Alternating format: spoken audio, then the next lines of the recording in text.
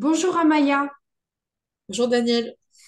Aujourd'hui, on se retrouve pour parler un petit peu des programmes, des programmations dont chaque être vivant, chaque être humain est, est, est fait, plus ou moins, ou induit.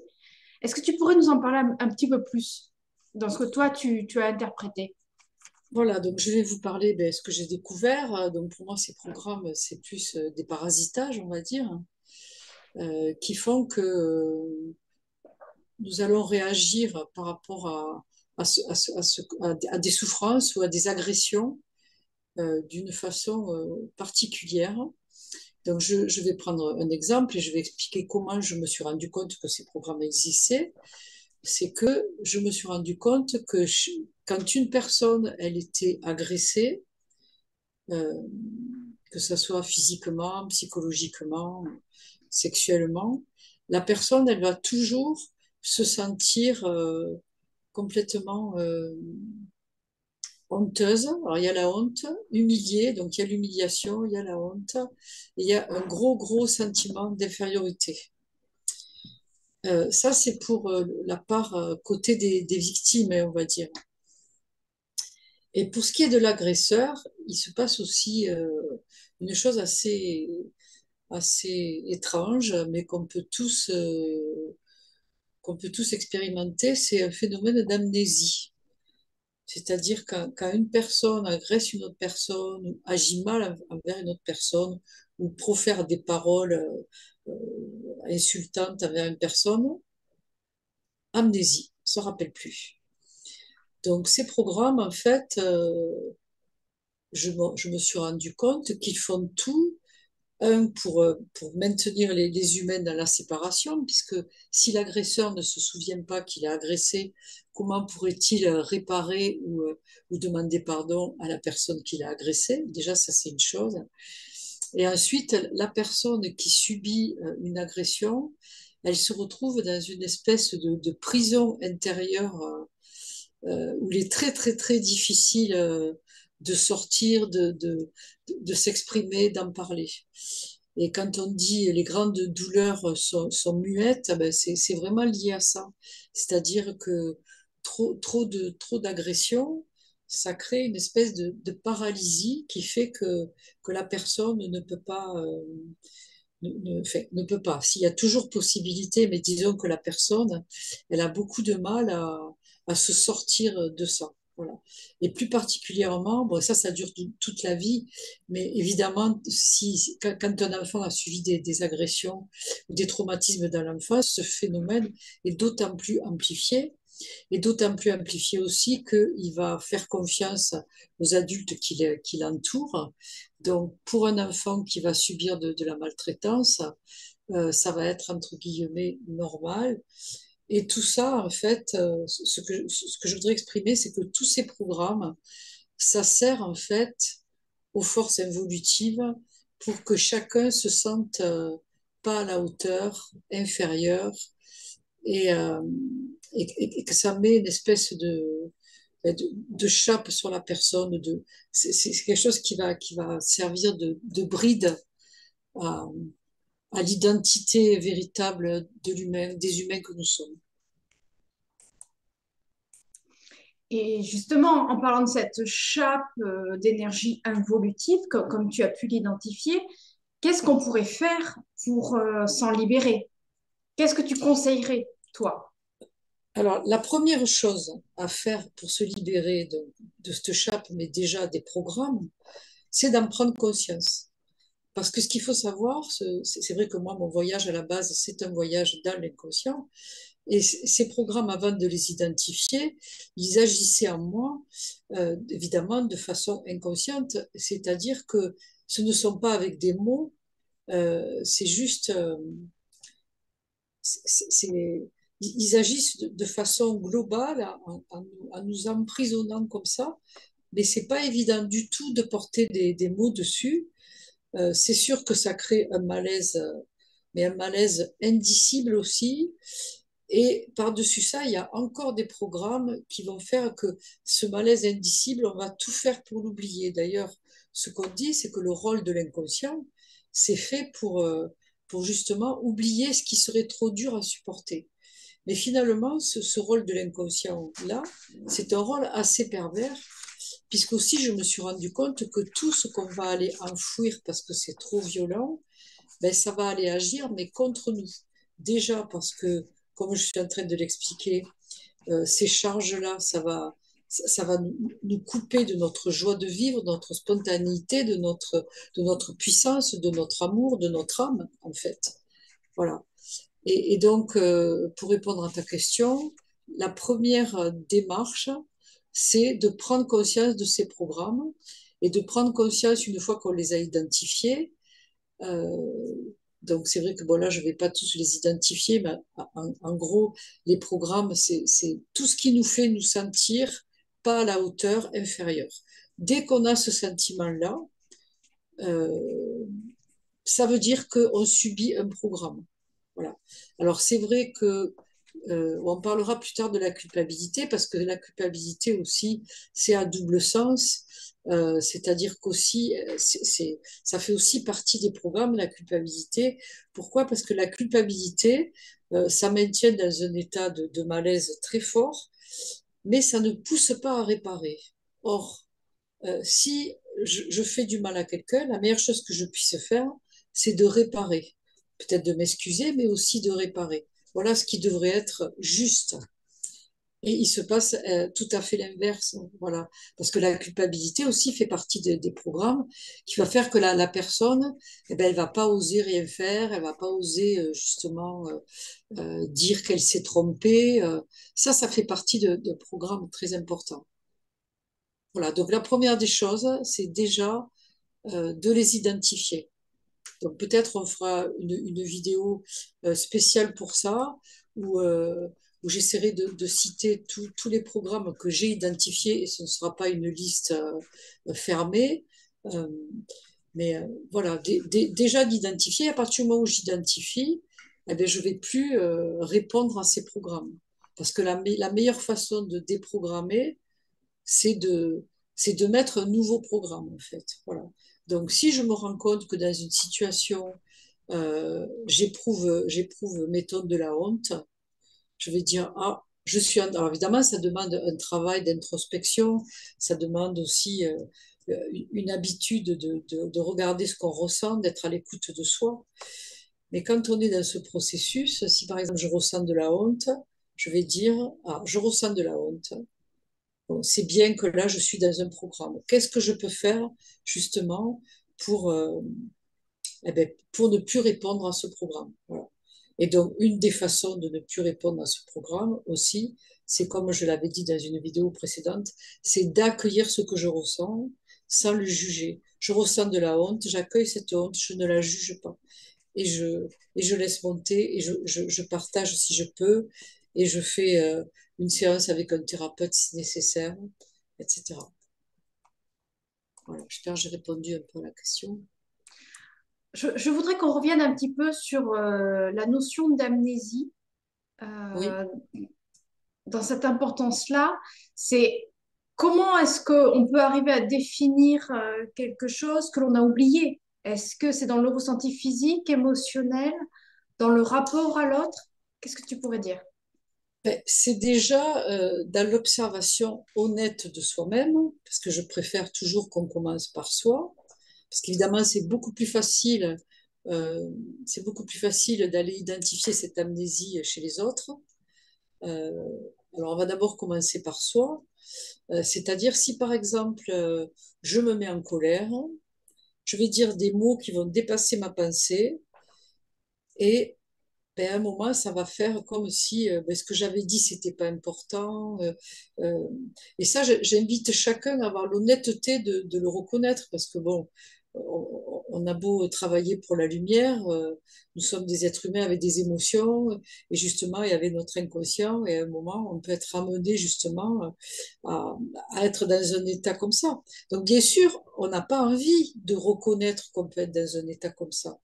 C'est ça que j'invite à faire, c'est d'aller voir des endroits où non, en général, on efface tout ça, quoi.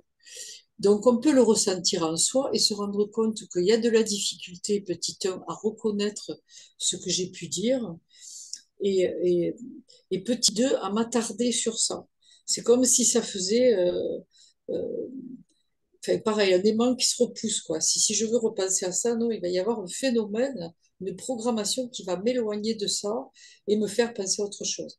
Et ça, c'est compliqué parce que on se fait tous du mal les uns aux autres, comme ça, à un moment ou à un autre, sans le vouloir. Simplement, ce sont ces programmes aussi qui poussent à faire du mal. Et ce que je veux expliquer par rapport à cette histoire d'amnésie, c'est que, comme je disais tout à l'heure, le mieux, si j'ai blessé une personne, c'est de réparer, de m'excuser, de demander pardon, de réparer. Voilà. Et là, c'est tout est réglé, tout va bien, tout peut recirculer normalement.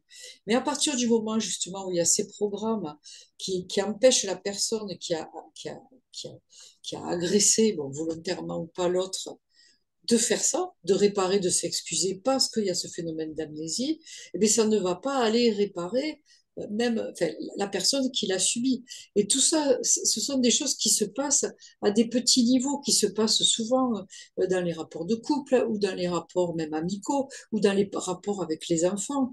Et tout ça, comme ça fait des micro-agressions qui ne sont jamais réglées et qui créent au fur et à mesure des cassures dans la relation, des cassures dans la confiance, dans la relation.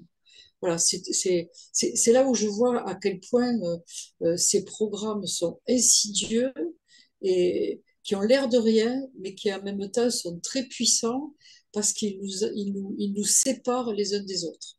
Et qui c'est qui sépare, qui divise? Je vous laisse deviner. En tout cas, ce ne sont pas les forces de lumière. Voilà, tout ça, ce que je dis, je pense que c'est quelque chose d'important. Et je vous invite à aller dans cette précision de vous-même et dans cette observation de ce qui se passe comme ça dans les rapports humains et qui nous séparent malheureusement les uns des autres et qui empêchent l'amour de circuler. Et en effet, ça permet de garder un œil objectif. Ça demande peut-être aussi de se fliquer au début pour commencer, ou pas, de Mais faire de toute façon, c'est attention. très compliqué, pardon de te couper Daniel, c'est très compliqué tout ça. Parce que justement, il faut pas négliger la puissance de ces programmes, hein. On est soumis à ça avec l'inconscient et ça va très vite. Ces programmes, ils agissent plus vite que la vitesse de notre réflexion. Euh, c'est, et puis, ils sont installés depuis très longtemps. Donc, c'est pas quelque chose de facile.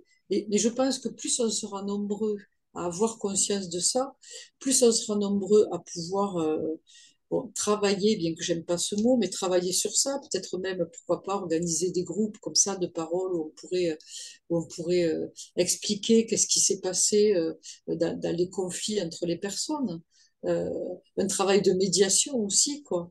Et c'est vrai que quand je reçois une personne en soin, que je vois que la personne elle est en conflit avec une autre personne, et je me rends compte que la plupart du temps, c'est parce que chacune est soumise à des programmes qui les opposent, sans que, alors que, qu'il pourrait y avoir une solution. Pas pour tout le monde, hein, parce qu'il y a aussi les personnes perverses. C'est pas de ça dont je parle.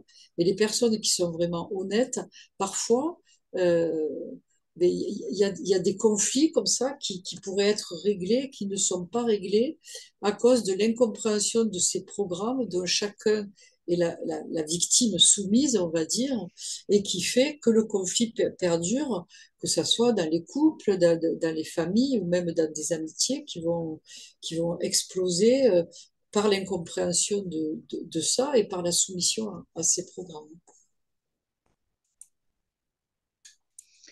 Tu parles également de se couper de notre joie de vivre inhérente à notre nature humaine d'être vivant. Euh, Ça veut dire que les gens qui ont du mal à être en joie, ils sont peut-être plus enclins à ces programmes involutifs ou pas? Alors, c'est une question intéressante. De toute façon, je pense que l'humanité, chaque humain est coupé de sa source. Alors, on peut être coupé de sa source en étant dans une espèce de joie de vivre illusoire et factice qui va être provoqué par les plaisirs, tous les plaisirs que l'on connaît, par l'argent, par les possessions, par tout ce qui peut être superficiel, etc. Bon, il y a beaucoup de gens qui pensent qu'ils sont heureux avec ça. Moi, ce dont je parle, c'est vraiment la manifestation dans notre incarnation de l'être de lumière que nous sommes, chacun. Voilà, c'est de ça dont je parle. Donc effectivement, les personnes qui sont pas bien, il y a deux raisons. C'est que, un, ça peut être des personnes qui n'adhèrent pas à cette fausse joie qui est créée par, par ce monde perverti, ce que je viens de citer. Donc ça peut créer aussi une profonde souffrance. Et aussi, bien sûr, par des programmations traumatiques qui ont été vécues dans l'enfance. Il faut savoir que quand on arrive dans ce monde et qu'on est porteur de lumière, ben, ces forces évolutives vont attaquer les porteurs de lumière. Donc, effectivement, c'est quand même compliqué de continuer à porter le flambeau quand on est attaqué comme ça depuis longtemps. Voilà, je peux en parler parce que c'est tout à fait mon cas. Euh, mais je continue à vouloir justement porter cette lumière et à comprendre tout ça.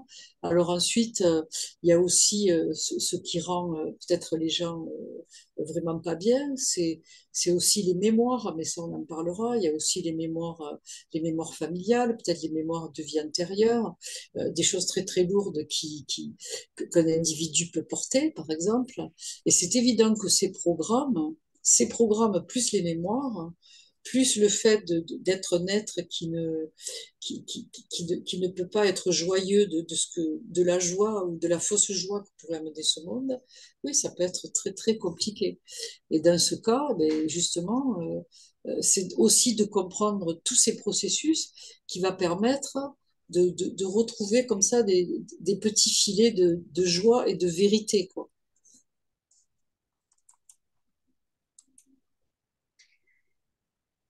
Dans cette notion de joie et vérité, tu nous parles de se sentir inférieur, le sentiment de se sentir moins que l'autre.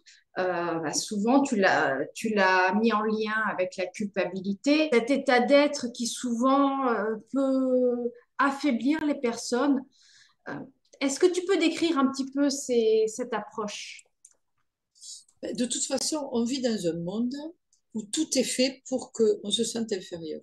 Alors bon, il y a aussi au-delà des programmes, enfin là je vais en parler un petit peu, il y a aussi le conditionnement. C'est-à-dire que dès qu'on est petit à l'école, on va commencer par dire, enfin moi quand j'étais petite, c'était le premier de la classe et le dernier de la classe. Donc ça veut dire que le premier, lui, ben, il va se sentir enfin, au moment où il est premier, il va se sentir un peu mis en valeur, mais c'est quand même une position qui est toujours instable, hein, parce qu'il peut redevenir le deuxième et le troisième ou le quatrième à n'importe quel moment. Donc déjà, on est vraiment formaté, conditionné pour, euh, pour se sentir inférieur, puisqu'il va y avoir un premier. Alors déjà, ça, tout ce qui est compétition, moi, c'est quelque chose que je trouve absolument pervers, parce que pourquoi être en compétition? Les fleurs dans la nature, elles sont pas en compétition, hein. La rose, elle est la meilleure rose qu'elle peut, le magnolia, le meilleur magnolia qu'il peut, etc. Donc déjà, tout ça, ça fait partie du même processus d'aliénation pour que justement on ne reconnaisse pas notre propre valeur. Et c'est vrai que ça, c'est quelque chose qui est quand même très, très compliqué, parce que moi qui vous parle en ce moment, malgré que j'ai cette conscience-là, malgré que j'ai vraiment fait un grand travail de compréhension et d'avancement et de guérison pour tout ça, c'est encore compliqué pour moi de reconnaître ma valeur. Même si, quelque part, je sais que j'ai de la valeur, puisque je suis en train d'expliquer que nous en avons tous. Mais malgré tout, à l'intérieur de moi, il y a des parts de moi qui ne se sentent pas à la hauteur. C'est pour ça que enfin, je donne cet exemple pour expliquer que cet impact que ça a, c'est un impact qui est vraiment très profond, qui est même inscrit dans nos cellules, dans notre ADN, hein, je pense, tellement c'est fort. C'est-à-dire que le fait de relever la tête, nous, les humains, nous avons un travail considérable à faire et j'invite chacun d'entre vous à le faire. Et pour faire ce travail, ça veut dire plus jamais je ne vais accepter de me laisser maltraiter ou je ne vais accepter de croire que je suis moins que quelqu'un. Voilà. Parce que même si un être humain a moins de culture qu'un autre, aussi il a moins de compétences pour certaines choses, ben, il est quand même un être qui a de la valeur et un être de lumière qui cherche à s'incarner.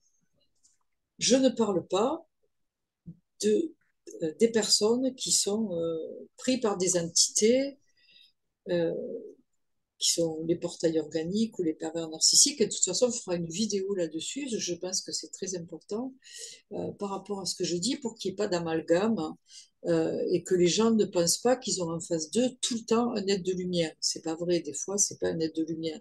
Parce que dans l'humanité, on est mélangé avec des êtres qui ne sont pas bienveillants ou qui ont complètement oublié leur bienveillance ou qui sont complètement coupés de leur dimension de leur cœur, donc de la dimension de leur être véritable. Ou qui ne sont pas humains, tout simplement, aussi. Mais ça, c'est un autre sujet. Un autre sujet. Ouais. C'est un autre sujet. Pareil pour les pervers narcissiques ou les portails organiques. J'invite ceux qui nous rejoignent sur cette vidéo à regarder sur le site de Deboska Productions où tu as fait une vidéo également sur ce sujet Oui, pour c'est vrai. compléter. Nous arrivons déjà à quelques minutes du temps qui nous est imparti. Est-ce qu'on pourrait revenir un petit peu pendant ces quelques minutes en bref, je sais qu'on va l'aborder dans une autre vidéo, sur de quelle manière identifier en quelques mots pour ceux qui sont là avec nous, de quelle manière identifier voilà, ce qui se passe, ces programmes, qu'est-ce que tu pourrais dire par rapport à tout ça? Alors, ce que je peux dire par rapport à tout ça, c'est que la meilleure manière d'identifier, c'est de se faire confiance. À partir du moment où je ressens un malaise, ou vous ressentez un malaise, c'est qu'il y a quelque chose qui ne va pas. Voilà, ça c'est déjà la première chose. Et au lieu de penser, quand je ressens un malaise, quand une personne, vous ressentez un malaise, moi, j'ai souvent pensé qu'au départ, c'était moi le problème. Si je ressens un malaise, c'est que moi, j'ai un problème, que j'arrive pas à être à la hauteur, que je suis pas adaptée, que je dois faire des efforts, etc. Et ça, c'est absolument faux. Si je ressens un malaise, c'est qu'il y a quelque chose qui va pas. Donc, identifier qu'est-ce qui ne va pas quand je ressens un malaise. Déjà, c'est la première chose. Et après, voilà, est-ce que c'est une émotion que je ne suis pas allée voir, une souffrance que je ne suis pas allée voir? Est-ce que c'est un programme qui est en train de se mettre en route? En général, de toute façon, c'est les deux. Est-ce que c'est un conditionnement? Ça peut être aussi les trois. Voilà, c'est déjà cette phase d'observation et surtout de se faire confiance. Je fais confiance à ce que je ressens. Et je culpabilise pas de ce que je ressens. Et je n'ai pas honte de ce que je ressens. Au contraire, j'accueille avec bienveillance ce que je ressens. C'est toujours la clé c'est la plus grande clé, c'est celle-là.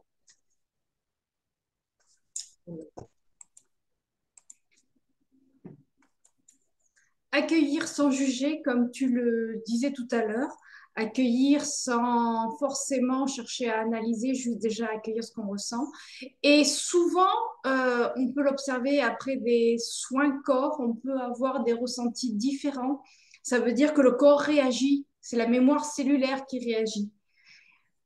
Ah oui, Est-ce que le tu as corps, d'autres... lui, il sait tout. Il faut faire confiance à son corps, Daniel. Tu as tout à fait raison. Le corps, il sait, lui. Il sait. Dès qu'on a un malaise dans le corps, c'est complètement lié, tout ça. Si je me sens bien dans mon corps, mais même, enfin, on le verra aussi plus tard avec l'approche de certaines personnes, si mon corps il est pas bien avec certaines personnes, il faut se faire confiance, il y a toujours une raison, il y a toujours une raison. Après, on parlera de tout ça et des interprétations, parce qu'il ne faut pas non plus... voilà, c'est sûr qu'on a raison. Après, il y a toute une interprétation derrière pour qu'elle soit le plus juste possible et pour rétablir justement l'harmonie et le lien avec notre nature profonde. Voilà. On arrive au terme chronologique de ce qui nous est proposé là dans l'espace-temps immédiat. Merci, un grand merci à toi, Maya, toute cette authenticité dans tes propos. Un grand merci à vous tous qui nous suivez, qui nous soutenez. Et je vous souhaite à tous une très belle journée, un très beau moment d'intégrité et d'authenticité avec vous-même. Au revoir. Alors, avec plaisir et merci à tous pour votre écoute. Merci Daniel de m'aider à exprimer ce que j'ai exprimé. Et au revoir et puis à bientôt. À très vite.